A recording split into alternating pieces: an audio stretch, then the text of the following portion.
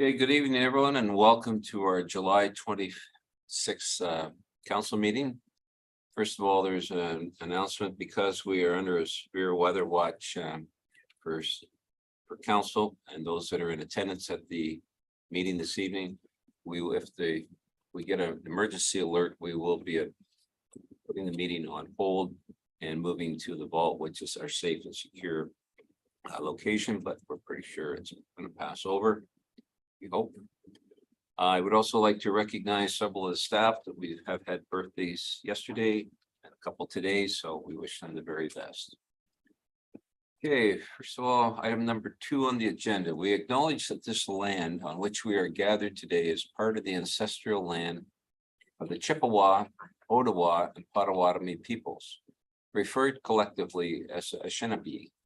It is through the connection of the Anishinaabe that the spirit of the land, water, and air that we recognize their unique cultures, traditions, and values. Together, as treaty people, we have a shared responsibility to act with respect to the environment that sustains all life, protecting the future, those generations to come. Council, if anybody has a declaration of pecuniary interest, I would ask you to declare it at the appropriate time. Item 4 on the agenda, delegation. Clerk, do we have any delegations this evening? None this evening. Okay, thank you. Item 5, business arising from the previous meetings. We have a 5.1. I have a motion by Councillor Rodriguez, seconded by Councillor Van Claveren, that the report by Adam Sabansky, Director of Public Works, dated July 19th, 2023, regarding the Confederation Line and Broadway Street intersection improvements be received. The council endorses the letter attached to the County of Lambton requesting safety improvements to Broadway Street. Direct staff to carry out a pedestrian needs review on Broadway Street between Huron Street and Confederation Line. Mr. Sabansky, you're here. We've had a chance to read your report. Is there anything further to add to your report, sir? Yes, sir. In discussions with one of our traffic engineers that we use, who is familiar with the project, they suggest that the warrants are met under MTO guidelines.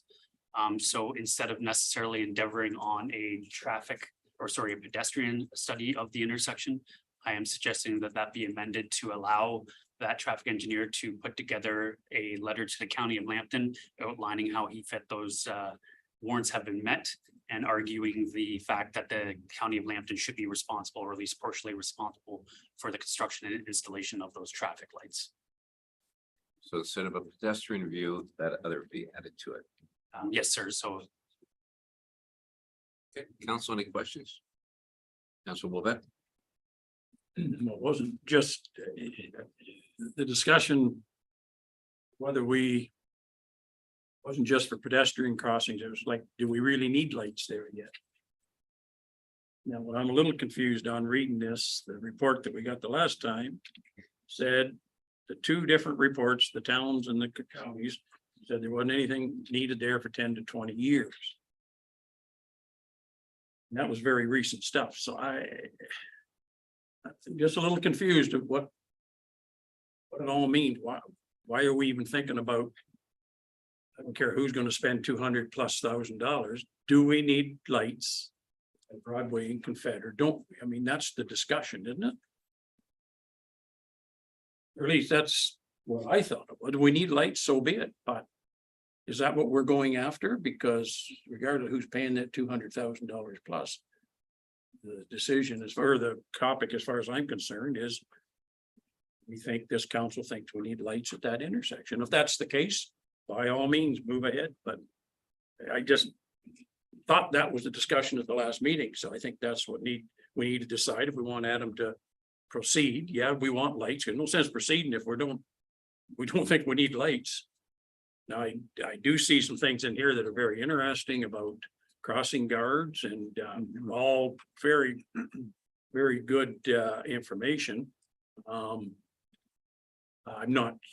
certainly not an expert on it, but would we be able to do away with a crossing guard if we had lights at that corner? Because I recall the people that filled this room up wanted a crossing guards because of their kids being so high going across that busy Broadway street. So I don't know if that would resolve it. Maybe it would, that kids no longer would need a crossing guard. I'm not so sure that those parents wouldn't be back in saying you still need a crossing guard at the lights. I don't know. But I think we need to have that discussion before we send Adam on a fact-finding mission if we don't want them. Sabansky. Thank you. So going in reverse order of the questions. It is staff's opinion that if traffic lights are there, the crossing guard is no longer warranted. So how the crossing guards came to be is the pedestrian impact study we carried out at the request of the school board in 2017 identified that an intersection should have a crossing guard. At the time, council did not support putting a crossing guard nor a traffic or a crossing light system, even though there was warrants for some kind of crossing assistance there. Fast forward to 2018, we received the request from the public, who strongly advocated for a crossing guard at that intersection. At that time, council agreed with the residents and assigned a crossing guard to the residents' suggested location of Huron Street. So I've outlined the costs of the crossing guard since that time. Now on to the matter of whether the lights are warranted. So we have carried out numerous studies, and every time we carry out the study, because we're continuing to grow and we have further traffic, it's closer and closer. So the last study carried out by RC Spencer did note that some of the aspects that facilitate a traffic light being warranted were met, but not all. And in their opinion, they would be met within approximately 5 years. The County of Lambton's rebuttal was that their engineer did not meet those warrants were met and felt those warrants wouldn't be met for another additional 10 years. So there was a technical debate. So because our engineer at RC Spencer found that some were warranted, but not all, that is why the county latched onto that and pushed back with their letter noting that they would not necessarily pay for the lights, but if the county or the town of Plympton-Wyoming felt that it was a priority for the community, that they could install the lights at their cost. So during this whole process, I contacted the traffic engineer who initially did the the pedestrian studies over 5 years ago and does a little bit of third-party engineering for us as well. I'm reviewing traffic impact studies from other consultants for development. In his opinion, and is very strong that his opinion is correct because he spent 25 years at the MTO reviewing light warrants, is that the warrants are close, if not already met. So he felt he could make an argument to the county that, those lights are warranted. So instead of spending money and just doing an additional review to find out what would be the best pedestrian crossing option out there, I would suggest the funds suggested in my report be used to have that engineer make that argument that lights are in fact warranted, if that is something council is comfortable in doing so. Does that explain it a little further for you, Councillor? It does and it doesn't. In a week's time, it changed. A week ago, we were told totally different. Not totally different, but the two studies said we don't need lights. Now this week, well, the engineer's changed his mind. This town hasn't grown that much, in my opinion. Yeah, we've got a new subdivision over there to the east of us, but I just don't see that being a huge change. I think, this is only me personally, but those traffic lights are going to back traffic up, and the other crosswalk lights. There's a railroad track there. All I gotta do is go stand over there to the credit union to see how quick traffic backs up just with that train going through. I've mentioned this before. I think that's got to be considered here. Like, how much traffic do we want backed up in this town? Maybe that's not legit, but I'm just trying to bring some points here to the table before we make a decision that we're going to put traffic lights over there. That's, let everybody else talk. So in regards to traffic backing up, potentially traffic could back up. I have not personally seen the traffic lights at the crosswalk back up past the tracks. Yes, they've gotten very close. But if there is so much traffic that it does back up that distance, that just highlights the need due to the high traffic volumes for actually traffic lights. So it's between a rock and a hard place. Engineering studies they play with the numbers. Our RC Spencer got the numbers close, and that's where I think the confusion was in. The county said 5 to 10 years plus, our engineer said 5 years, so yes, they were close, they were not, they were both on the verge of warrant, but not quite there. So I apologize for that confusion. Councillor Vaizey, then Councillor Rodriguez. Yes, thank you, your worship. I wasn't here at the last meeting, so I don't know all your debates, but it would make no sense to me to put a pedestrian cross there. And then 5 years down the road, we turn around, and put lights in. Are we not looking at redoing that whole corner? And redoing the road on Confed? As part of all this, that And that's what brought the traffic lights forth in the first place. Probably 7 years ago, almost, when Confederation Line was approved in the 10-year capital plan. We had pedestrian issues in there. We had the crosswalk issues in there. So it was discussed that we should probably include the engineering of traffic lights in that project. Here we are last meeting, and I noticed that I did not have an official endorsement of that game plan to put traffic lights at the intersection as part of that capital project. So I brought forth the previous engineering studies requesting the traffic lights be endorsed. Council as a whole felt that if the lights weren't warranted and therefore the town had to pay for them, that it shouldn't necessarily be the town, it should be the county. Where staff's idea of bringing the report forth is, if we're going to go through the trouble of doing the engineering and all the construction works at the time, it's best to put the lights in then, because they could be warranted 5-10 years down the road. I think it came down to mostly financing is, from what I understood of council, your largest concern as a whole was the fact that if the lights are or will be warranted soon, it should be the county of Lambton who pays the majority of that cost. yes, I would agree. And coming around that corner at 3 o'clock in the afternoon, it is a busy corner, very busy corner. And it's a lot of trucks, a lot of, especially this time of year, it's a lot of, carrying the wheat and everything else that you'll sit at that corner for, even to do a right-hand turn, you're sitting at the corner for 3, 4, 5 minutes at a time. And anybody that lives north of Wyoming knows the speed that goes through there. Right? As soon as they get by the school, they're on it out to Reese's Corners. So I think it's a good idea if we're doing that corner, at least, at the very least, plan for it and put the hydro and everything else in while we're at it. But like I say, it makes no sense to put a crosswalk in and then take it out and put lights in. So Smansky, that to respond. So just in regards to the planning for it, if we're not going to be doing the traffic lights, I'd probably pull that project back a bit so that we're not going into the county's intersection. We lose the desire to start taking apart the county road if we're not doing the traffic lights.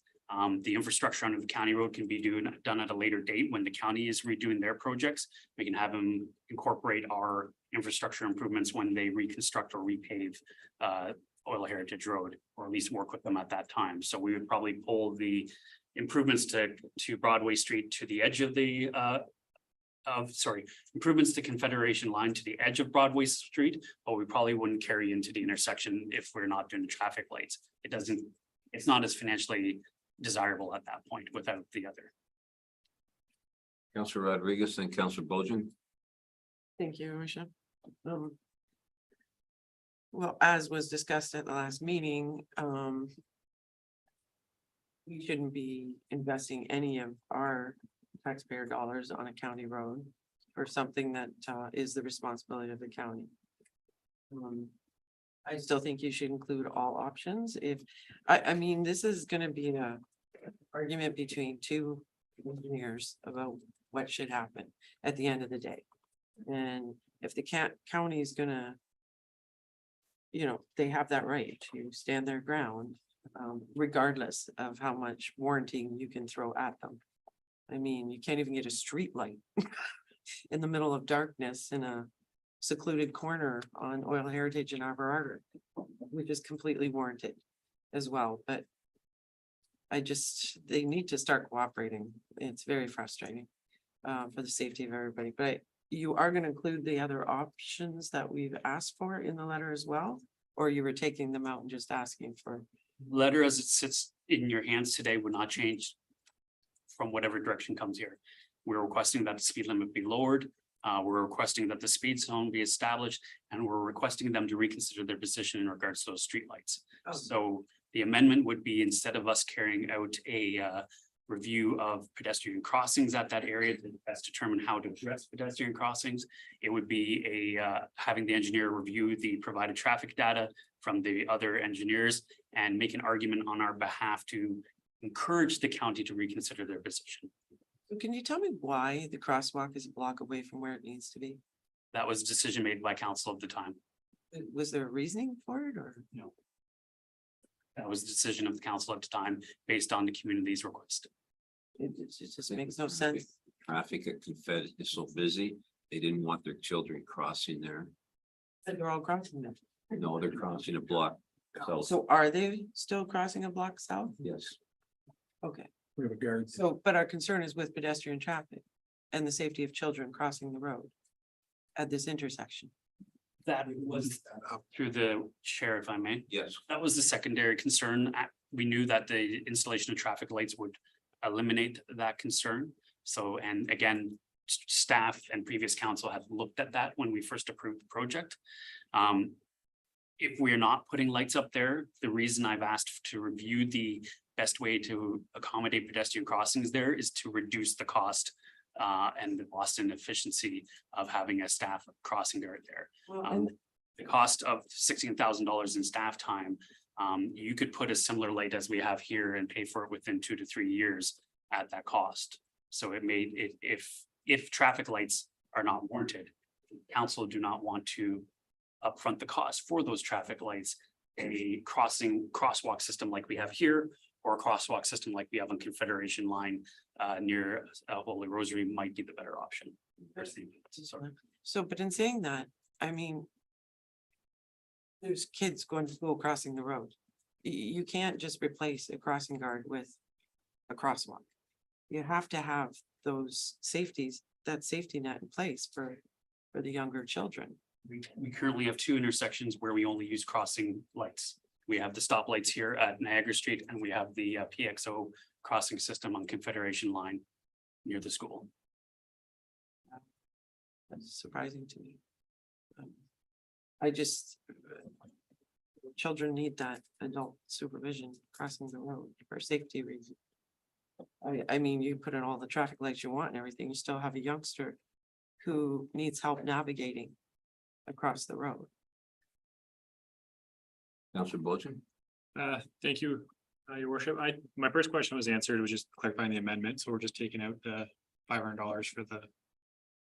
The amendment I've suggested is that we remove the $500 to be utilized for a pedestrian crossing update and utilize that $500 to have the engineer argue the fact that he believes that those lights are now warranted. And which leads into my second question, which is clarifying the process, and Mr. Spancy probably knows the answer. If we have a great report that says it's warranted based on the MTO's rules and the county has their great report that says it's not, is there a process where it goes to the MTO and the MTO says, yeah, you know what? We're gonna step in and say there's a light warranted there, or is it just the county's word because they're the higher tier? I believe it's the county because they're the upper tier. And then my third and final point to mention too is I personally would like to see us try again to do part-time crossing guards for the next school year. I mean, that's a lot of money, and public works staff have lots of things to do. So if it's possible to get a part-time crossing guards, I don't think it hurts to try. Council, I'm sorry. That's good, thank you. Okay. Ms. Wolbeck? I would just say that Adam's put a lot of effort into this report. And I don't think it'll cause us any problems if he sends a letter saying, if you guys want to foot the bill for these lights at the corner of Confed and Broadway, if they want to pay the 200,000 plus. Like it isn't going to hurt anything.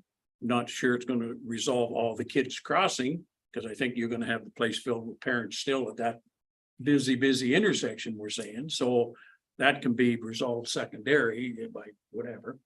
So I guess if you're going to ask for the money and they come back and say, yeah, council here, by the sound of it, the majority is really not opposing lights. Questioning certainly the costs and the studies, but I guess if we can get them put in, then go for it. Ask them to reconsider. And no, that's not a bad thing. No, it's not. Because I don't hear a lot of resistance about, no, we don't want lights, not hearing. It's coming. So I would say, yeah, go for it if you can, and we'll address the pedestrian kids going across if we have to at that time. That could be, how long is that gonna be? Next year, the year after? For the lights to be Yeah, installed. well, for that whole corner to be. We would be starting, if we carry on as we had initially planned to do the intersection and rebuild Confederation up until Toronto Street. We expect that first phase would start about May 1st next year and would be complete early fall. That's just my suggestion. Councilor Rodriguez. Yeah, and thank you, Your Worship, and to Councilor Wombat's point, putting in traffic lights, you're still gonna have congestion at that corner with drop-offs, pickups. Is all that going to be addressed? How is it going to be addressed? Like, those are kinds of things we have to take into consideration. It could make it more of a hindrance. And I think we still need to address the safety of children. Regardless. There is no parking area available to drop off the kids at that school. We have no mechanism to force the school to add that parking until they come in to expand the school, which would require a site plan agreement, which would then require them to update to current standards for parking and for student drop-offs. If you eliminate the congestion, you worsen the parking problem. So it's a very much a double-edged sword when it comes to the parking issues out there. Generally, I've only seen 3 to 4 cars each morning in there. They get in, they get out fast. Sometimes there is more, but I'm less concerned about the parking in the parking stalls and more concerned with the amount of vehicles going through the intersection and the challenges that brings having kids cross in that area. Yes, we do have a crossing guard and that mitigates a lot of those challenges, but as you see, there is a cost to that crossing guard as well. Again, which I still think you need for the safety. Okay, no further discussion?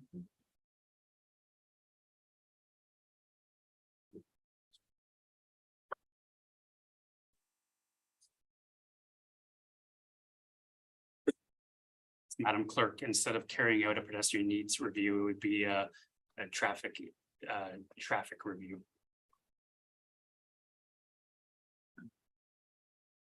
Can you say anything about sending that review results to the county or just? I would suggest that's implied at this time. Just one little question, Mr. Mayor, if I may. Yes. In the event that the county still turns it down, is there any other steps? Councilor Bojan had mentioned about the MTO. Do they ever receive delegations to a county council? County council definitely receives delegations. Is that an option? Politically, yes, you can make an argument to county council. Don't know how far that would get us, but it's always something that could be done if you wish. Sure, I wish.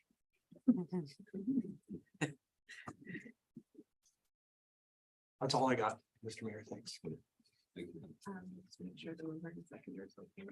Okay, going back to the mover, which is Councilor Rodriguez, seconded by Councilor Van Clavin. I'm going to read this just so you're both comfortable with it. The report by Adam Sabansky, Director of Public Works, dated July 19th, 2023, regarding Confederation Line and Broadway Street intersection improvements be received. The council endorses the attached letter to the County of Lambton requesting safety improvements to Broadway Street and direct staff to complete traffic review. Mover and seconder, are you comfortable with that? Yes, sir. Okay, council, I'll call for the vote. All those in favor? Carried.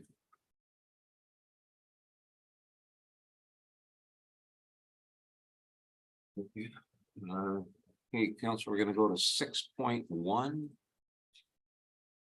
Council meeting minutes. I have a motion by Councilor Vacy, seconded by Councilor Rodriguez, that the minutes be adopted by council and that those confidential minutes of the closed sessions of council remain confidential and restricted from public disclosure in accordance with the exemptions provided in the Municipal Freedom of Information and Protection of Privacy Act. That would be our regular council meeting minutes of July 12th, 2023, as well as the closed regular council meeting minutes of July 12th, 2023. Council, you've had an opportunity to review these at your leisure. Are there any questions? Concerns, Council Bojan? Thank you, Worship. I just have one clarification question for the minutes of the July 12th one. Under the staff reports for the naloxone kit regarding the Kiminaki Community Center. I just wanted to see if we can clarify that it wasn't so much that I was saying that we shouldn't have them at the community center, it's that we have no staff there. So I just want to make sure that in our policy, it's that the Huron Optimists are being trained to use that kit. Just because the way it's written is just that I didn't want them there, but it's just, there's no one there to use it for training staff. So I just want to, I don't know if we can add that to the policy or not, but. So I'll take a look at that. Council Bojan, I'm sure staff will take a look at that and redo that. Thank you. Anything else? Call for the motion. All those in favor? Carried.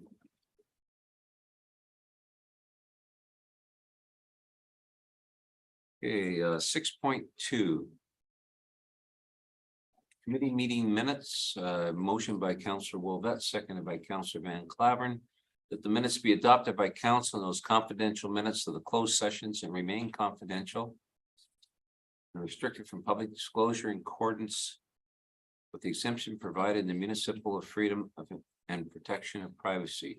That would be the Wyoming Public Cemetery and inactive cemetery minutes of May the 11th, 2023, as well as the Wyoming Public Cemetery and inactive cemetery committee tour minutes from May the 25th, 2023. We have Councillor Wolvette here, who is the chair of that committee. Are there any questions? Hearing none, I'll call for the vote. All those in favor? Your committee has been busy, Councillor.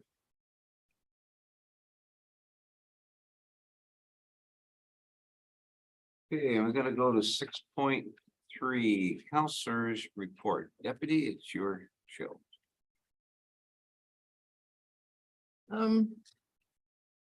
We'll start with Mr. Van Claveren. How about you? Sure. We got together with the drainage committee for a couple of meetings. One was in regard to the Falconer Ramsey drain. And we had a couple of special meetings where the engineer was here, local residents. And we discussed some options to repair a drain and do some work on it and so on. It was very well received, and it was a bit of a different approach. And went over very well. We'll probably be using that again in the future. Okay, Yeah. That's all I got for now. improved. Yeah, so it was more of a one-on-one with Okay. residents. Yeah, Is that it? that's all I got. Thank you. Mr. Wolven, you got anything? No, I don't have a whole lot other than we did have a cemetery meeting. And not a whole lot to say. There wasn't too many complaints. So, So, well, we saw your minutes. so yeah. Yeah. Yeah, it wasn't too many complaints from, Not from anybody living there? No, Okay. other than that, I've been to several meetings, but they're special meetings, so we've all been there. So Thank you. Is that it? that's it, ma'am. Okay, Mr. Bowden. Thank you. No updates for environmental committee. We haven't met since the last meeting, but we do meet next week. So I'm sure we'll have an update after that. And our special events committee, they're working on this community safety day event, which is August 12th. From 11 to 3, which will be anchored by a water ball tournament with fire departments. So they're working on finishing that up as well. But that'll be for Saturday, August 12th, 11 to 3 at the fairgrounds. Good. Mr. Vacy. I have nothing to report committee wise. Oh, but something else? I will report the fact that I was ambassador for the town in Tennessee, North Carolina for a week. Engaged in many social events, and Well, your accent is, you've lost your accent then. y'all, it was Self-anointed. Well, that's nice. So you behave yourself and you know. very much so. That's okay. Then you're allowed to be the ambassador then, yes. Ms. Rodriguez. Sounded like Councillor Wolvette there for. I have nothing to report. I've had no Nothing to do. Okay, meetings since the last council meeting. right. Mr. Mayor. Thank you, Deputy. Just a couple things to report. First of all, I did an interview along with Mayor Case relating to this CN or continuing CN issue with Southwestern Ontario Farmer Magazine. It was virtual in Simcoe and Mayor Case was in Watford. So thank goodness for modern technology. We were able to hook up and make it work. I also represented the town at the Lambton Agricultural Hall of Fame presentation to our inductees this year at the Oil Museum on Saturday. Coming up, I have a meeting with our MP on Friday, and tomorrow I have a laws meeting. Are you discussing anything special with her? She wanted to talk to me, so I have no idea. Oh, what so that- she's heading the discussion. She will be coordinating that. Okay. So I will also be mentioning about our ongoing CN issue as well. Of course, yeah. Okay, thank you. And it was such a nice week last week. I don't have anything to report, so. All right. That's it. Mr. Mayor. Okay, thank you. Okay, council, let's move it back to 7.1 or 7.1. Do we have anything under accounts? Clerk? No items at this time. All right. Staff, or sorry, let's go to staff reports 8.1. I have a motion by Councillor Bojan, seconded by Councillor Vaizey, relating to a petition for drainage works. It's a report by Elizabeth Cummings, Drainage and Engineering Coordinator, dated July 10th, 2023, regarding a petition for drainage works by owners of lots 7, 8, and 11.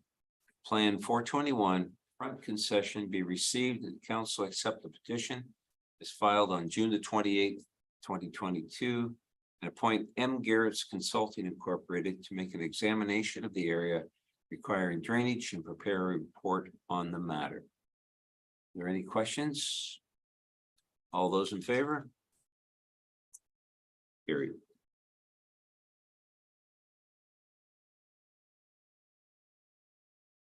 Okay, next is 8.2. Yeah, I have a motion by Councillor Van Claveren, seconded by Councillor Wolvet. The report by Jessica Wilson, drainage clerk, dated July 13th, 2023, regarding a request for appropriate of drainage assessment to be accepted in the attached agreements for appropriate of drainage assessment due to severance of land for the Mandamin Drain and McKinley Drain be approved by council. Any questions? All those in favor? Carried.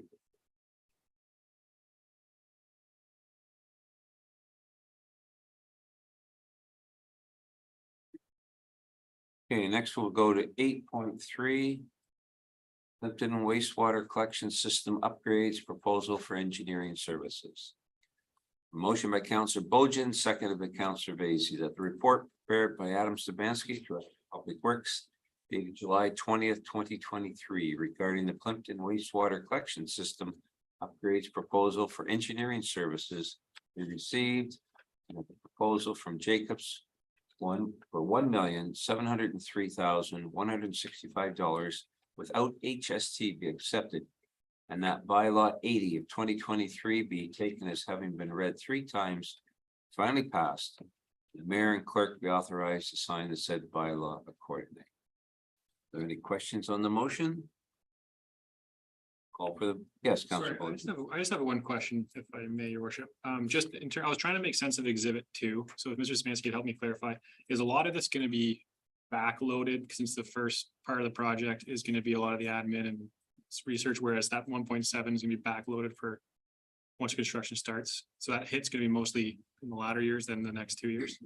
The largest portion would probably be the engineering portion of the design and tendering portion. So that would probably be in the middle, and then the next biggest portion would be at the latter years, as you said. So for the next year to 2 years of budgets, it'll be the pre-engineering portion. And then once they get into tendering and construction, you're correct, it'll be the larger cost of that. Thank you. That answer your question, Yeah. Councilor? Any other questions? Okay, call for the vote. All those in favor? Carried.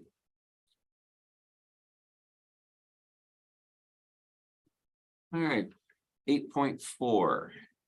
Fee waiver policy, a motion by Council Van Claveren, seconded by Council Wolvette, that the report by Denny Giles, Executive Assistant Deputy Clerk, dated July 19th, 2023, regarding a fee waiver policy be received and the council adopt proposed policy for implementation.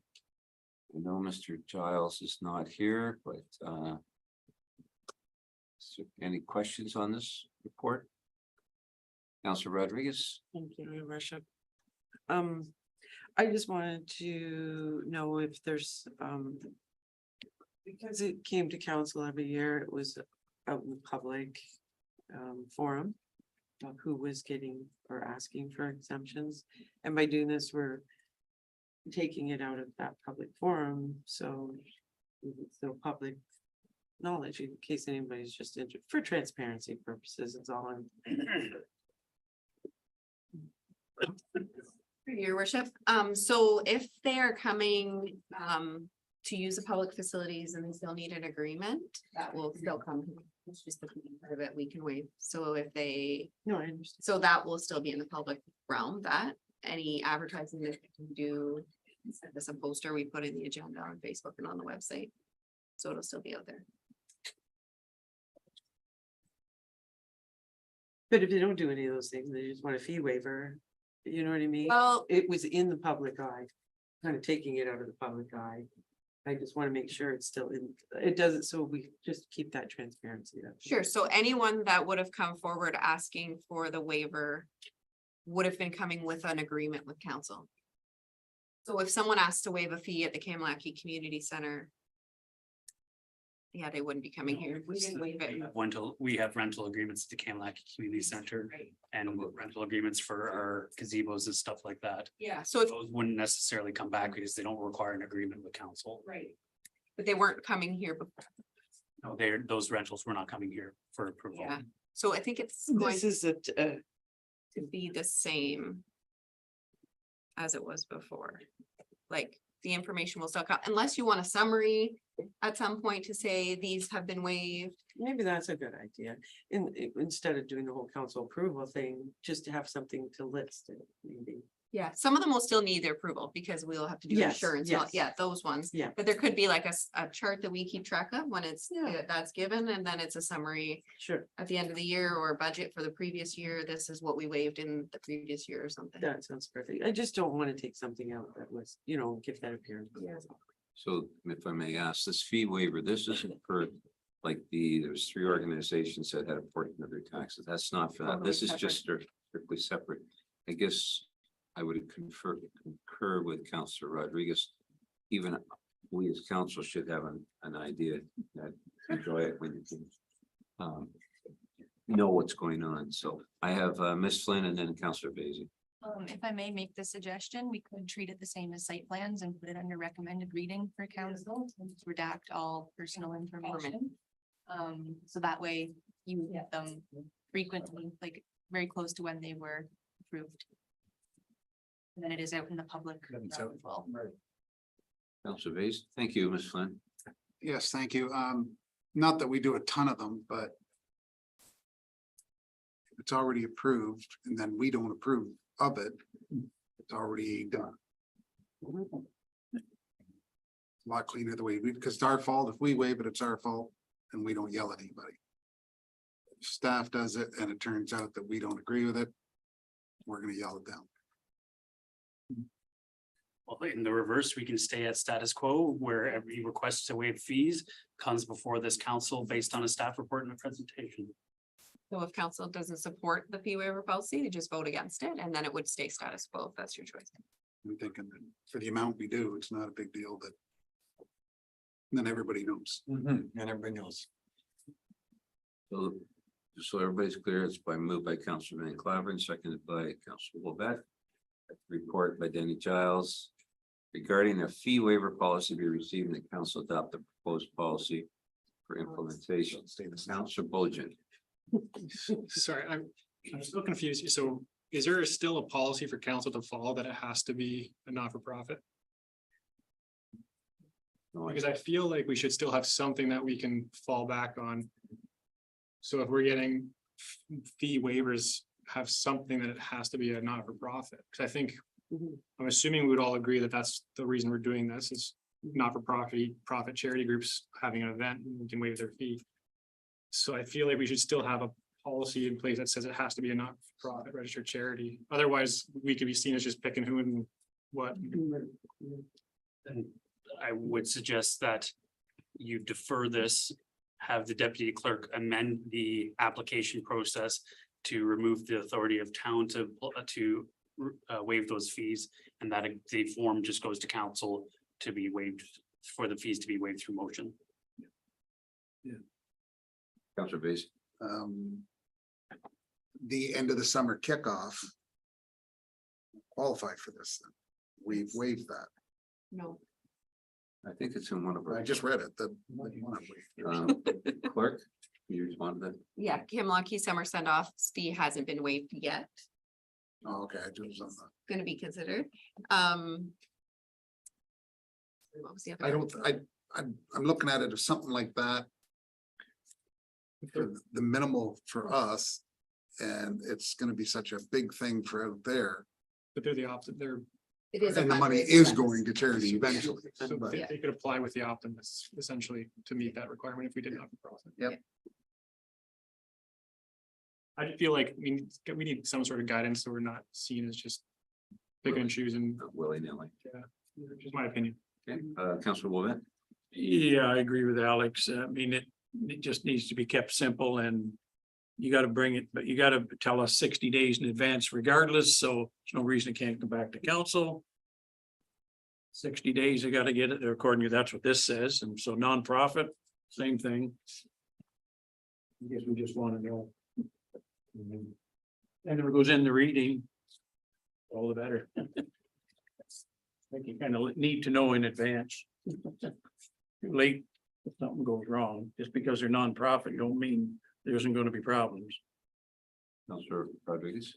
Well, I mean, I mean, it's something small, it's administration. I don't think there's a lot of controversy involved. If there is a policy with guidelines for staff to follow, and then we just look at it as recommended reading. I guess my whole point of the thing was just making sure it stays public knowledge and we don't take it out of the public forum. Since we're putting it in, we already had it in the public forum, we should keep it that way, that's all. And through recommended readings, the perfect way to do it. And there's not that many to deal with. Well, I would suggest if council wants the final say, then the policy be amended to note that in there. And then just the fee application, as you see here, would be presented to you in recommended reading action required. And then you could, through the motion and recommended reading action required, waive those fees if you so chose. If you are comfortable with Councilor Rodriguez's suggestion, the policy as it stands in front of you would stay in place. And then you would just amend the motion that the applications be brought to council under recommended reading for transparency purposes. So clerk, if I'm hearing this correctly, if we go with what has been just suggested, we would defeat this motion then to have to go that route. There's two options here, and I think we need to pick the first one and then council vote, because then you're kind of not voting on the same thing, right? Like you gotta be on the same page. So as it stands right now, the policy says staff will waive the fee and we will bring you back information on it. You vote on that, see how it goes. And then if it is turned down, then I can write another motion that says policy be approved, that council approve. And there have to be nonprofit and the policy be amended. So we've got to do one first before the other, because we need to know what we're voting on. Thank you for the clarity. Okay, council, you've heard that motion. Go ahead and read it again. I'm thoroughly confused. Moved by Councilor Van Claveren, seconded by Councilor Wolvett, that the report by Denny Giles, Executive Assistant Deputy Clerk, dated July 19th, 2023, regarding a fee waiver policy be received and the council adopt a proposed policy for implementation. All those in favor? All those opposed? Motion is defeated. I do have a motion, but then my drawer is locked.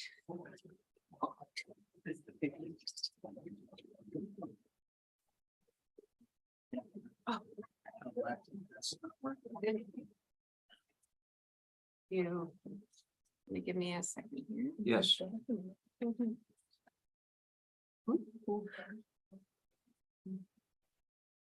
Sit heard.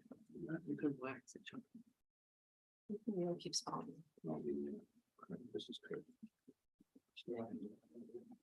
We're good.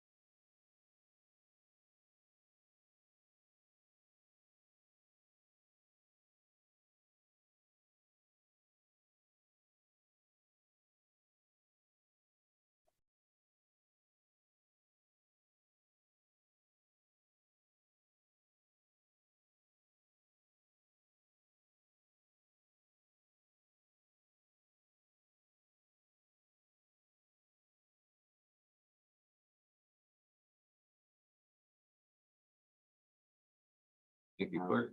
We need a mover and seconder once you. We'd like to move and second this.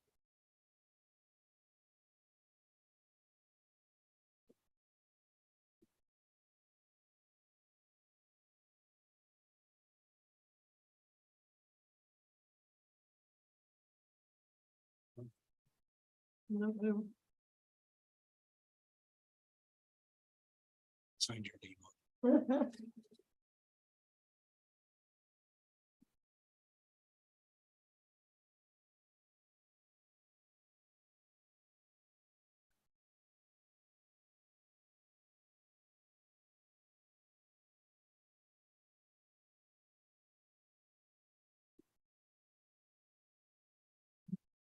Throw this one away.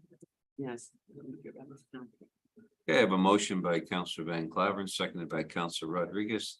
That the report by Denny Giles, Executive Assistant Deputy Clerk dated July 19th, 2023, regarding a fee waiver policy be received, and that council directs staff to amend the policy to require their approval. These would come to council through action required. Correspondence, and you would have the chance to approve them, and the directions in the policy would still distinguish the not-for-profit criteria. Council clear and all that? Okay, all those in favor? Okay.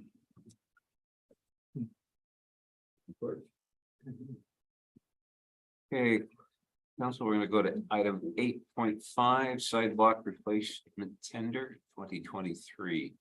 Motion by Councillor Vaizey, seconded by Councillor Bojan, that the report prepared by Adam Sabansky, Director of Public Works, dated July 19th, 2023, regarding the sidewalk replacement tender 2023 be received, and a tender from Brandon Contractors for $87,315, excluding HST, be accepted. And the letter be sent to the County of Lambton requesting a road widening along Lakeshore Road be obtained. Also, you've heard the motion. Any questions? Councillor Rodriguez and then Councillor Wolbeth. You have great preference. First. Thank you, Worship. As far as the Lakeshore Road widening, they're already going to be doing the road widening. To my understanding, I've talked to Matt DeLine about that back during the bridge closure fiasco thing. And that is already slated to happen next year. Was my understanding from Matt DeLine. From Wyoming. Here, if I may, I believe they are widening the road and paving the shoulders. But the road widening I'm referring to is purchasing land to accommodate a wider road allowance. So not necessarily a road widening, but a road allowance widening. Oh, so there's some sort of formality to that part of it, once they Because widen. we have to buy it, the county will have to buy an additional 10 lands from the 10 meters of land from the adjacent landowners to accommodate the trail. Because the current road allowance width would not allow for a safe path, as it would either be located at the bottom of the ditch or at the edge of the road, which is not desirable. I guess maybe I misunderstood you then when we talked about it, because by them widening the road, it automatically gave you your road allowance moved in further was the way I understood it. I didn't think you had to do this. So typically, when the county talks about a road widening, they're talking about purchasing additional lands to get a larger road allowance. If they're widening the road, or redoing the road, they always add that meter to half meter paved shoulder for better travelability. Yes, And that doesn't move the goalpost then. it does not. Not unless they actively go out and get a legal road widening, which would widen the lands owned by the county of Lambton. Okay, thank you. Council Wabet. Thank you, Mr. Mayor. Just under sidewalks, we had a delegation in here a couple of years back. Wanting sidewalks along Toronto Street from Confederation Line to McKay Park. I'm not sure if you recall that or not. Anytime any events are going on anywhere near that McKay Park, especially in the northern subdivisions, everybody's got to walk up the middle of the road to get to McKay Park. So like I say, there was a delegation in here. And we said, I believe at the time, we said we had put it on our list for the new sidewalks. And I thought there was another area, but I just can't recall what it was. But I just thought I'd better bring that up. I know you got more priorities here that really need the sidewalks repaired, but please keep that one in mind. Absolutely, through your worship. Typically, areas that have historically not been serviced by sidewalks. We will put sidewalks in when we approve the road. So that would be when we would typically do those roads. The exception to that rule would be where you're connecting existing sidewalks together. So it kind of falls into both. We were waiting until we improved the roads though, because there's a bit of a slope on the west side of that street. Which would make it more challenging to put a sidewalk in. So when we redo the road, you'd widen out the platform and that would give you the space to put a sidewalk in. I just thought I'd better bring it up because it was a delegation. Thank you. Mr. Sabansky, this is part of our program that we have for replacing sidewalks. The majority of the sidewalks are not strategic initiatives, I would say. Those are maintenance issues. They're either too narrow, broken up, and not meeting the Ontario minimum maintenance standards. So they are in need of replacement to meet those standards. All right. Okay, any other questions? Call for the vote. All those in favor?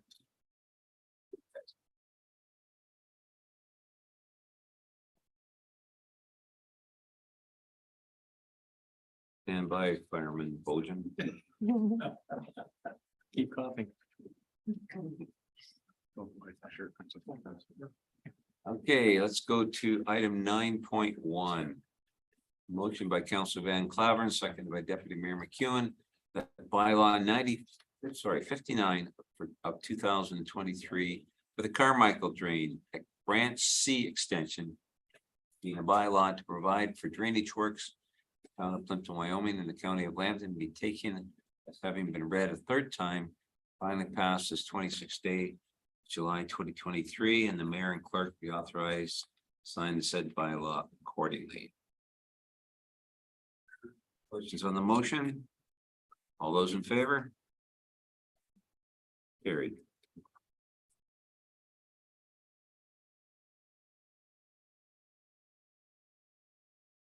Okay, let's go to 9.2.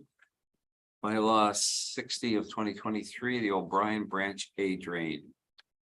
Motion by Councilor Van Claveren, seconded by Deputy Mayor McEwen, that bylaw 60 of 2023, the O'Brien Branch A drain being a bylaw to provide for drainage works in the town of Plympton-Wyoming in the county of Lambton be taken as having been read a third time and finally passed this 26th day of July 2023. And the mayor and clerk be authorized to sign the said bylaw accordingly. Questions? All those in favor? Carried.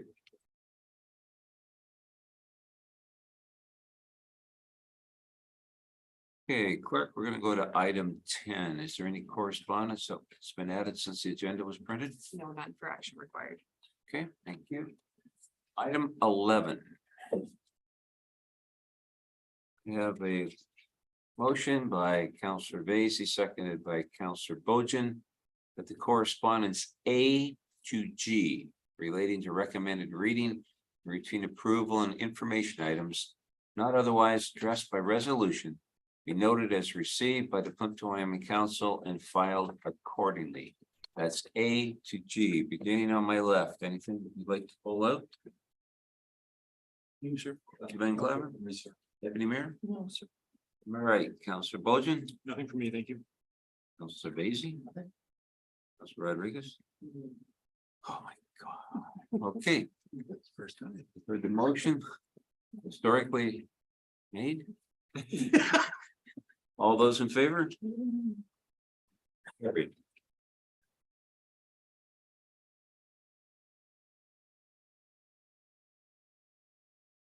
All right, let's go to number 12, new business. Counselor Bojan. Thank you, Your Worship. I just have one quick thing just to thank Ms. Bansky and staff. I already got a couple of messages about those bumper plates you installed at Highland Glen, so thanks for taking care of that. No problem. That's everything. Thank you. Counselor Vacy. Yes, your worship, I've got a couple of save the dates. September 30th, the Misfit Elves will be doing their motorcycle poker run again with all proceeds going to Christmas for Everyone at the Lions Hall. More to come on that. And there's an event being planned on November 18th at the fairgrounds for a dueling pianos night. And a portion of the proceeds from that will be going to Christmas for Everyone as well. Okay, Mark that on your calendars, and I'll give you more info as we get closer. okay, so that's September 30th. Saturday, it'll be 30th, I believe it is. And November 18th. And job well done on the CN tracks. I've heard nothing but good so far if it holds up, so. Yeah, the trucks haven't had a chance to play Yeah, there. pieces of flying off yet. Okay, thank you, Thank Counselor. you, that's all I have. Counselor Rodriguez. Thank you, Your Worship. Going back to Highland Glen, Counselor, were you referring to the bumper guards that go on the walking part on the line? Yeah, so I actually got complaints. I got compliments that boats are being saved and legs aren't getting cut, so. Yes, on the straightaway.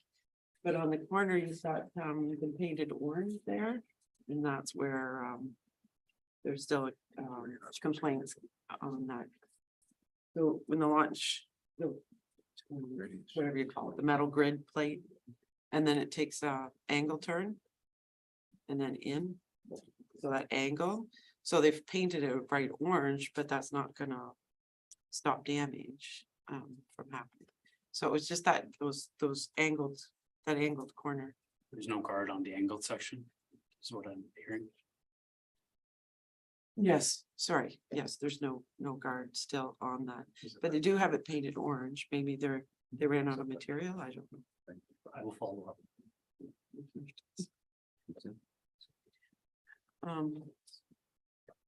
Well, I would like to talk about floating docks.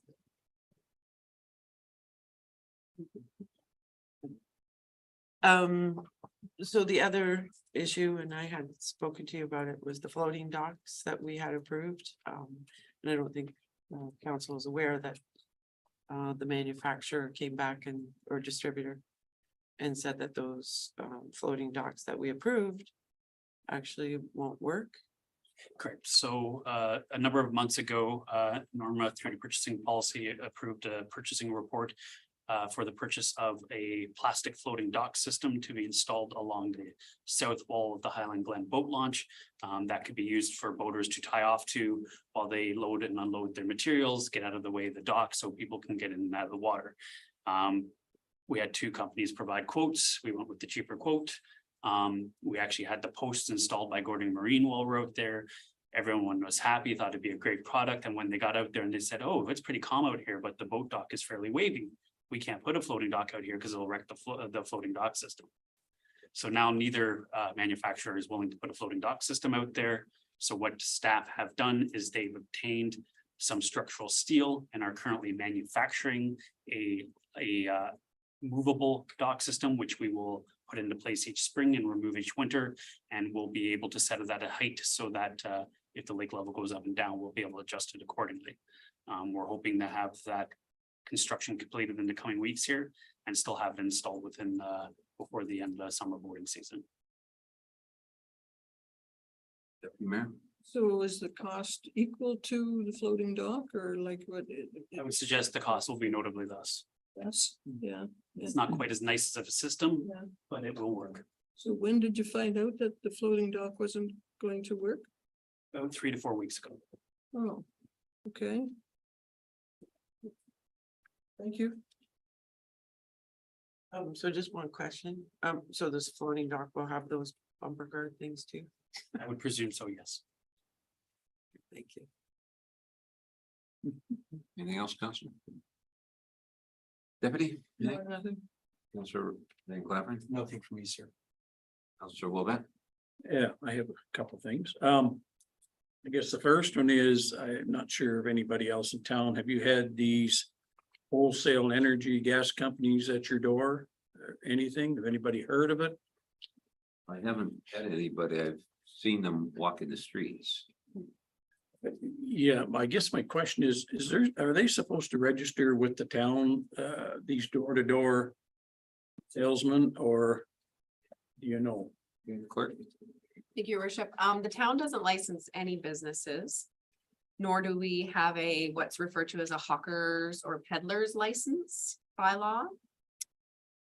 We've talked about it in the past. The concern is, regardless if they're approved by the town or not, some people are leery of opening their door to them, which they should be. But second of all, a lot of times they'll come in a day in and out, not get the license, even if we had one, and be gone. The police can't catch them. In neighboring towns that do have licensing bylaws for hawkers and peddlers, they have no teeth, or they can never catch the person to enforce it. So when people call us concerned, do we know of someone coming around? We explain that we don't have a bylaw, and if they're uncomfortable, that they should call the police or not answer their door, but we don't have anything. And it would, yeah, it's a hard bylaw to put in place and enforce and actually get actionable items that you can get out of it. So use your best judgment is what we tell residents. Yeah, well, in this situation, I gotta be careful what I say here. They certainly are in town, and went to an organization that I happen to be involved with, and went in and tried to sell them one of these contracts and want an answer by Friday. Of course, I'm the head guy. Whoa. Like, I don't know anything about them. I've heard things in the past. Not necessarily all bad things, but I guess they exist, but I know very little about them. Wondering if anybody here knows, because they are in town, so. We do recommend homeowners do their due diligence to ensure that they're a legitimate company, but there's nothing that the town has in place to regulate that. All right, well, they've been clearly told by me that they're not getting no answer by Friday. Second thing, which really nothing to do with us, but I'll mention it anyways. It brought to me a couple of times about the truck stop out here on the 402 highway, where the old weigh scales are, and the condition of it, and the garbage and the overflowing garbage pails and everything else, and it just fills up with trucks where they're not supposed to be parked, and on and on. And I said, well, it's really not ours, it's the MTO. Is this, Councilor, if I may ask, is this the one on the 402 west? Yes, yes. Yes, it's not in very good shape, and Through the chair, if I may, yes, that pull off along the 402 is owned and managed by the Ministry of Transportation. So I would suggest if anyone has any comments or concerns, that they forward that to the Ministry of Transportation for action. I think it was brought to us because it goes through Plympton-Wyoming. Yeah. Okay, and right there. Another item I had, and I had brought this up here before at council, and I apologize, I never got back to Adam to get an answer, but I was asked again today about construction in these new subdivisions starting early in the morning, Saturday, Sundays. He rules, and I believe you had said that they do have some rules of their own, but Through the chair, if I may, some of the agreements had built in a 7 to 7 working day and no Sundays. Unfortunately, through numerous staffing changes, not all those agreements have that. So if it's a specific development, I would encourage the property owner with the concerns to contact myself or planning staff. We can look up the agreement for that specific development and determine whether or not there is a prohibition on work times at that development. If there is not, unfortunately, there's not a lot we can do because we do not have a noise bylaw in Plympton-Wyoming. it happens to be out off of Fleming where that is taking place. One of our other counselors are out there, live out there, but. Okay, I've advised the person of that, but they keep coming to Plympton-Wyoming, wondering if there's an issue. And the final thing I'll bring up, and I've brought this one up before, and really this is probably for the Parks Board.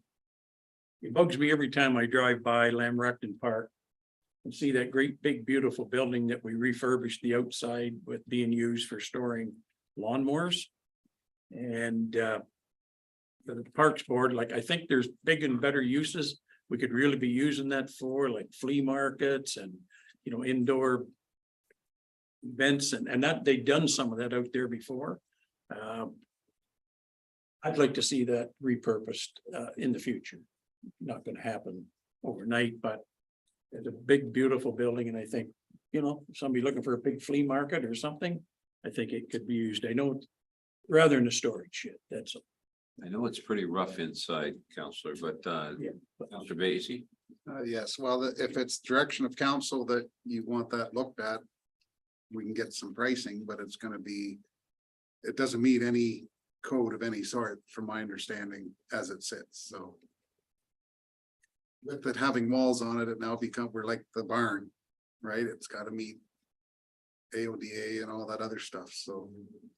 It can't be any worse than some of the ag buildings we use for events, so, and I mean, it always was used for kids for, that's where. You know, that's where they had their events. You know, big fireplace and all that can't be used, but anyway. We don't need to, Well, if that's what we want, then we just keep doing it, but but I'm just thinking, you know, somebody go in there with a spray painter, they could spray paint that up pretty quick. It's pretty well built, but I think it could be repurposed rather than a storage shed for lawnmowers. Otherwise, we should have tore it down. Through the chair, if I may, I wouldn't support tearing it down. We do utilize that for storage and it's quite a useful spot for storage. As far as using it for public use, it is a bare frame. There is no walls, so it is exposed wiring and things throughout. As a public entity, we are held to a much higher standard than what a local organized farm organization may choose to have for their local events. We do have to meet AODA standards. Secondly, we get a lot of noise complaints from Lamrecton from each year. Using it more than a passive park would probably compound those noise complaints. So we serve at the pleasure of council and the committee. If council and the committee feel that we should look into the costs of those improvements, we can absolutely do so, but those are just a few words of caution if we were to go down that road. Sounds like Public Works wants to keep it for a storage building. We better get our new Public Works yard built. Thank you. Are you finished now, Counselor Wolf? Yes, sir. Okay. I mean, just one quick comment on that. Thank you. And I agree with Mr. Councillor Wolvet. Yeah, because is it Mike Weir Park or which park are they doing all those Brights Grove concert events and which park are they using? That's by skiers there. Yeah. The one with the tennis court.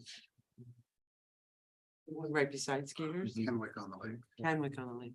They're really reviving that park and really bringing the community together, more local events, and that would be nice to see more of that kind of atmosphere in Wyoming as well. They've had great success.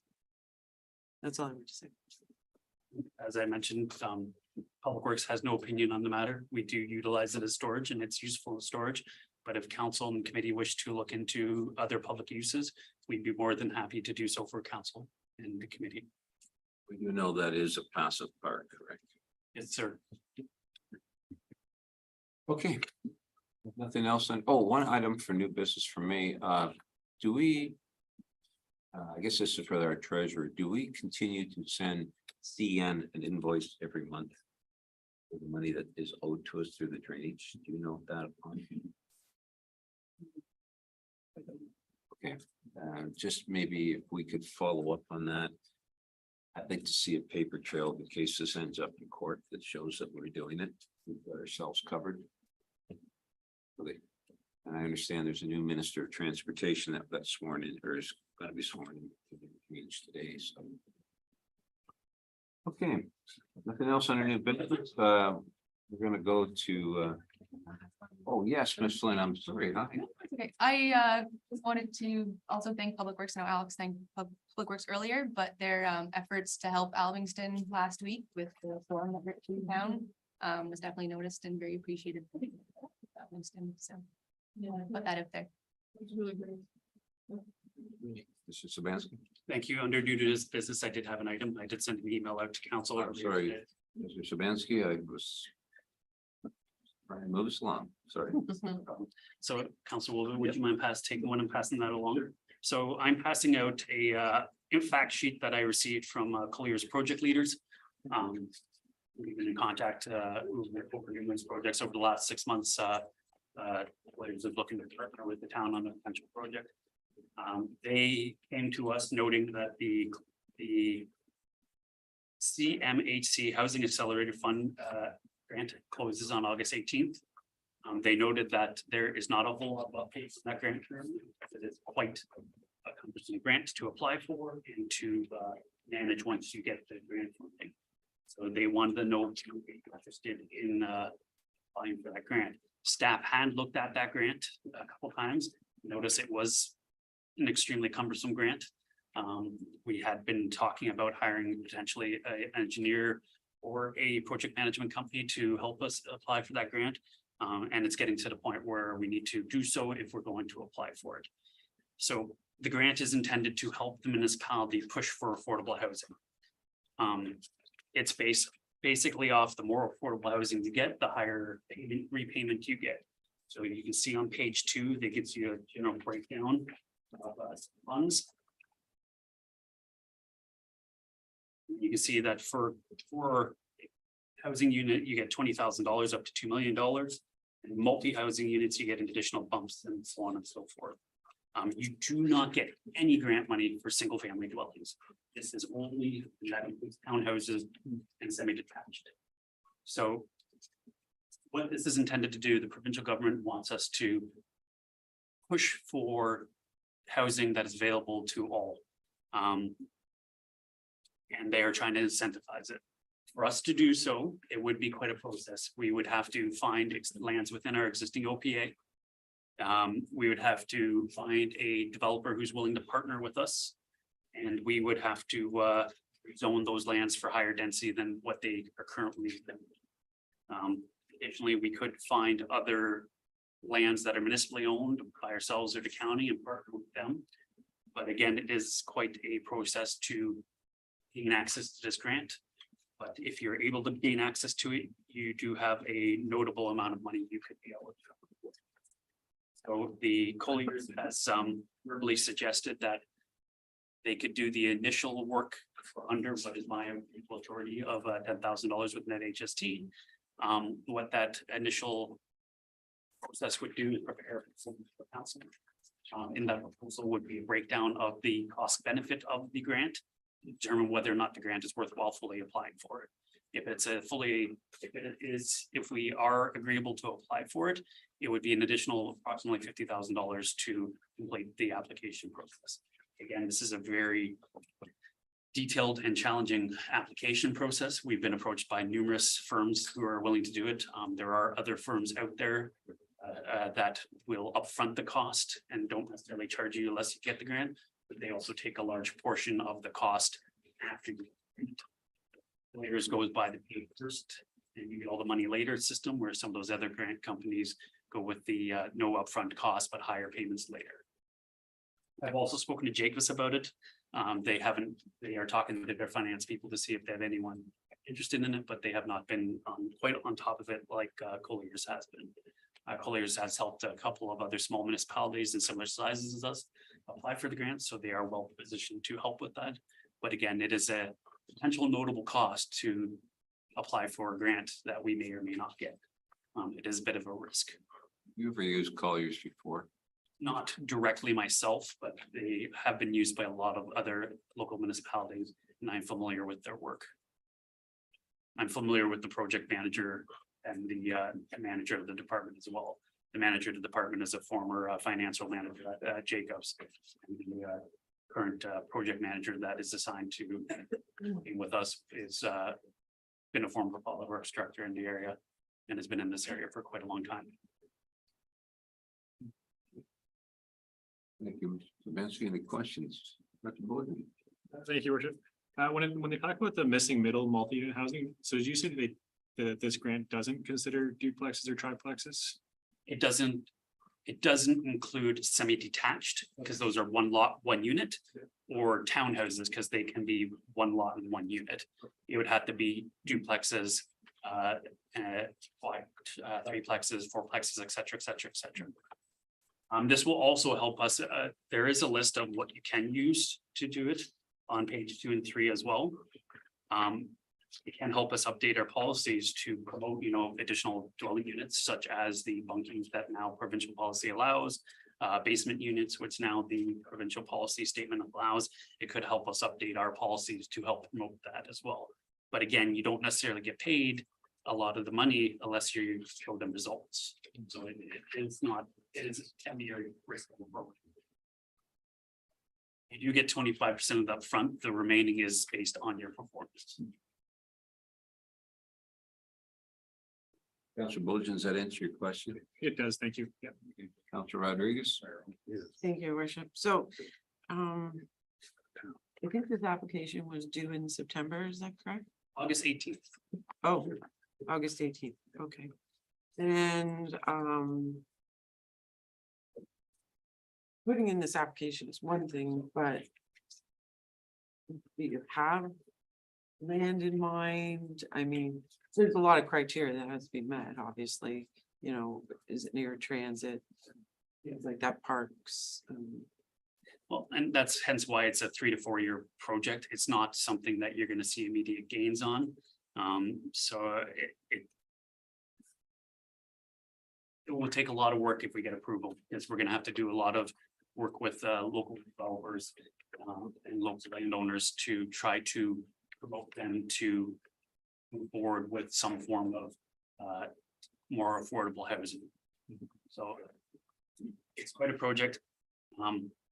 Honestly, I've only kind of dipped my toes into this information. Colliers was a big help in trying to get me to understand it. It is a big opportunity. There is a large grant. CMHC is worried that it's going to be undersubscribed, so they won't actually be able to use it all. So CMHC is pushing these kind of companies to push us to apply because the money may be there for many of us. But on the same note, you're committing to a lot of work over the next 4 or 5 years. Yeah, and that's, I guess my concern is just not having a developer in place or land in place. It is an Forking absolute. out this money for something that we don't even know. You know what I mean? Like, I agree. I agree with the whole thing. Public Works is, when we first saw this, we didn't get too jumping up and down on it because of the sharp complexity of it. And the fact that we did not have development ready lands for this kind of development. So that's why we didn't really jump on this 4 months ago when it came out, because we knew we would have a hard time doing it. Hearing that there is good potential we could get it, and that it can be quite lucrative, has at least brought me here to discuss it today. Public Works is on the fence. We can see the benefits on this one, because if we get it, it could help us promote. Could definitely help us promote lower cost housing, but in the same note, we're committing ourselves to a huge amount of work on the other end.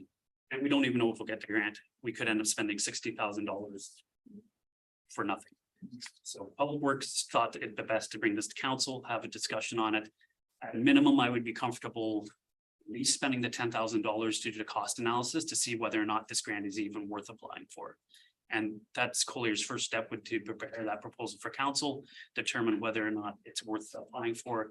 And then council would get the final say on their proposal for the additional 50,000. And part of that proposal would include the priorities that they think they can sell CMHC on that this town can do.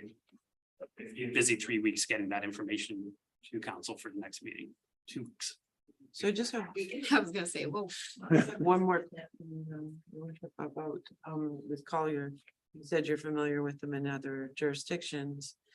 Colliers is a very large corporation. Right. So I just want to know if, because you're familiar with them in other jurisdictions, dealt with them, have they been successful in working in those other, what's their success rate in those other jurisdictions? I am not certain of their success rate per se. I do know they've had a lot of success with other municipalities. They do serve a lot of other municipalities. I'm sure they could provide us a laundry list of references as part of the next stage before we approve the larger sum, if that's a concern to council. Unfortunately, with everything just kind of swirling around on this, it was a decision to bring this to council. So at least you know that it's out there and what the possibilities are. This is that way, if we choose to turn it down, because it is quite a project and may not be necessarily what we want right now. At least we knew what's involved in the future if we want to look at a project of this nature again. So I thought it was an opportunity that I couldn't just let go past, so that's why I rushed this here today to at least have a discussion about it. Council Bozick? Is the county eligible in looking at this? 'Cause I know the county's been. You might know this. I know the county is looking heavily at affordable housing now.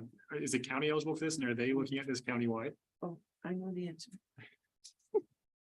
My county rep.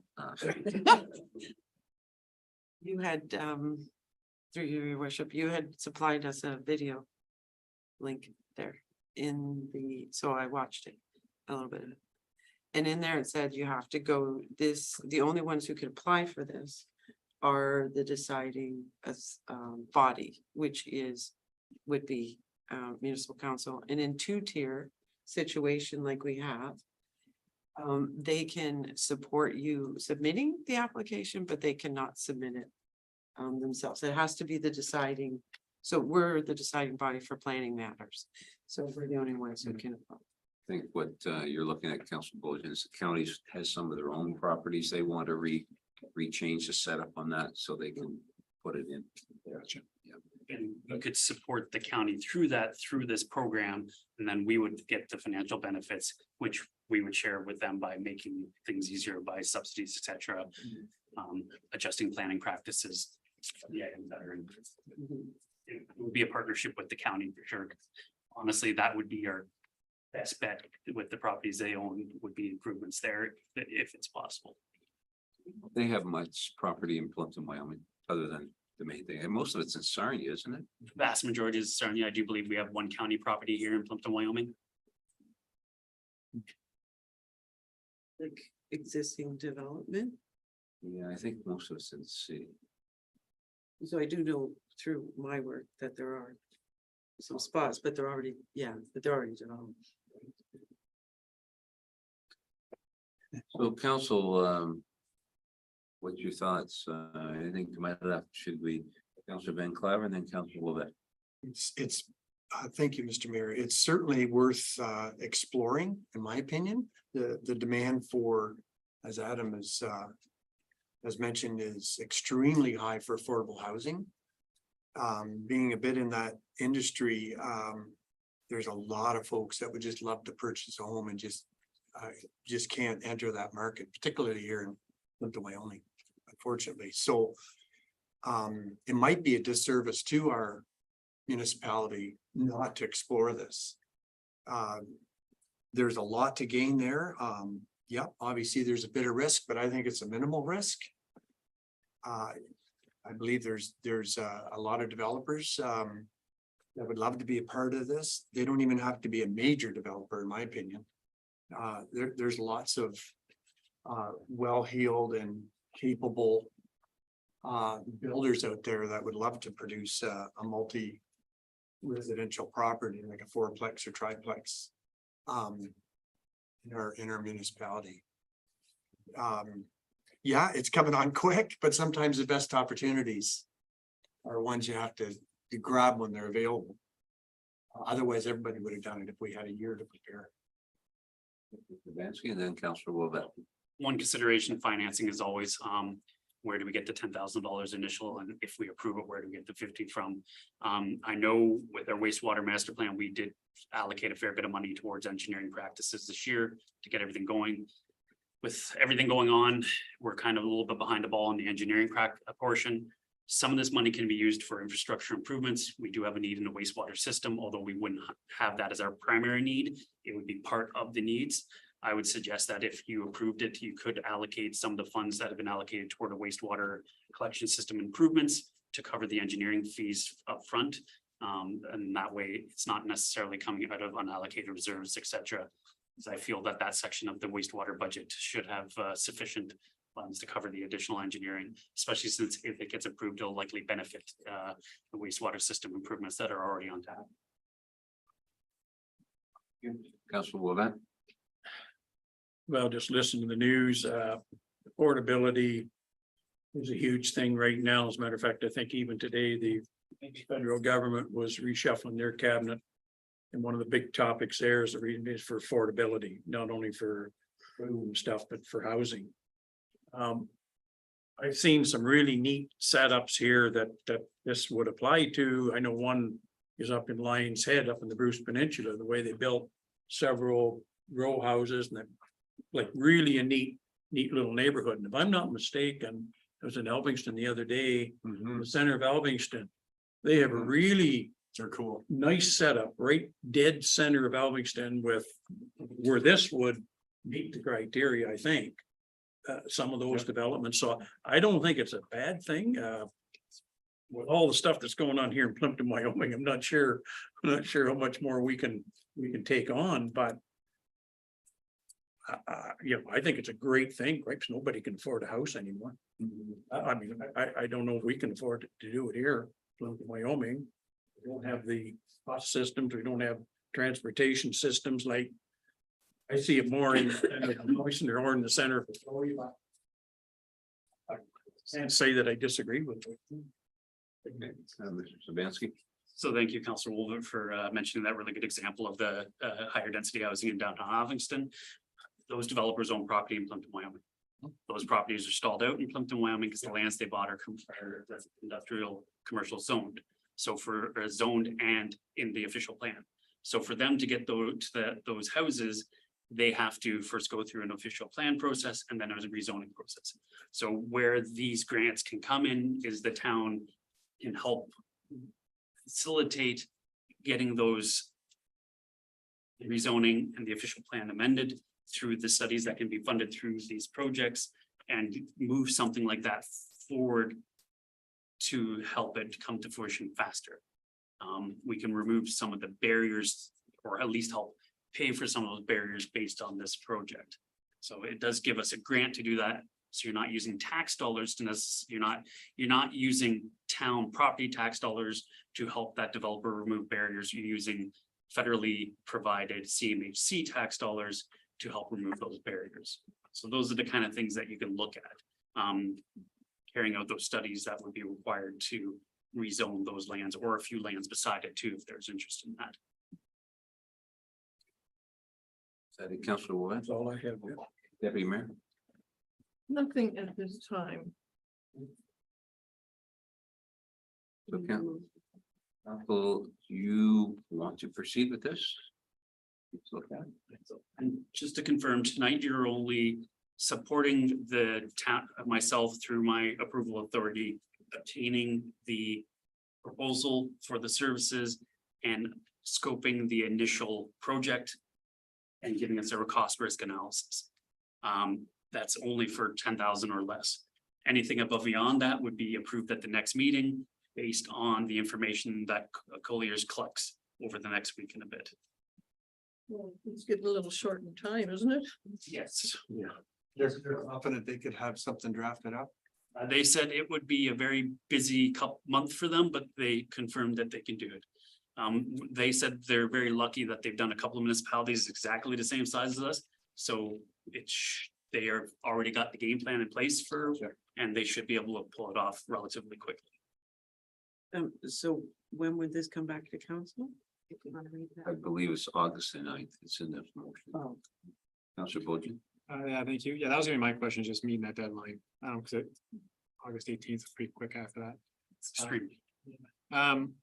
Is there, will we need to have conditional approval, whether it's a letter or whatnot, from the county and from us that we are willing to rezone through an OP?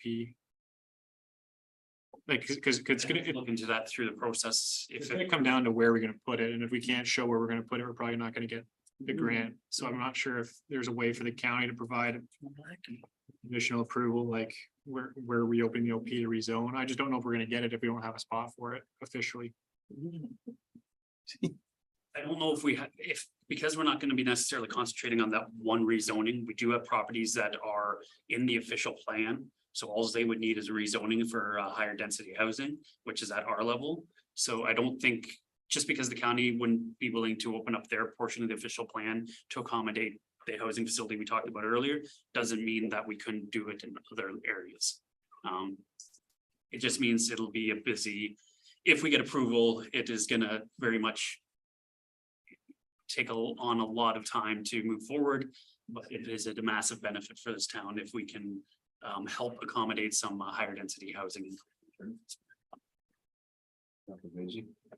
Yeah, this, to me, sounds a lot like, what Petrolia did with this, like, it doesn't have to be the starters, it could be the finishers, so the retirees aren't moving out of town and leaving us when they don't want it. That opens up more housing.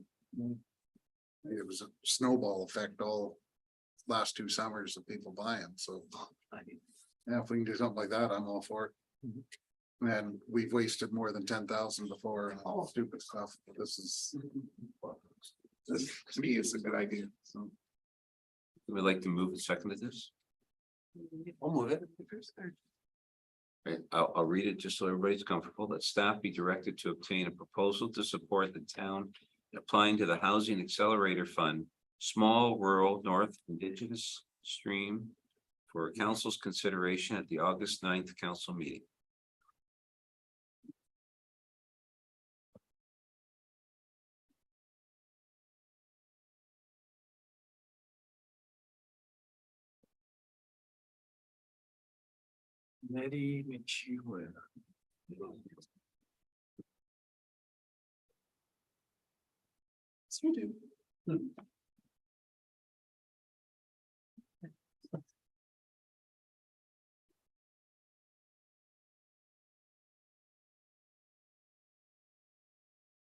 We have a motion by Council Van Claveren, seconded by Council Basie, that staff be directed to obtain a proposal to support the town in applying to the Housing Accelerator Fund, Small Rural North Indigenous Stream for council's consideration at the August 9th council meeting. All those in favor? Period. Thank you, and thank you, Mr. Sabansky, for bringing that forward to us. Okay. So that finishes our new business, council. We're going to be going into a closed camera session. For those that are joining with us, I have that are there virtually.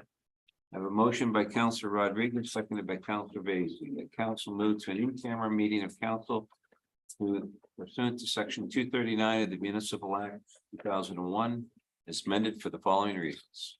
Item A, personal matters. Section 239, bracket 2, bracket B, personal matters about an identifiable individual, including municipal or local board employees.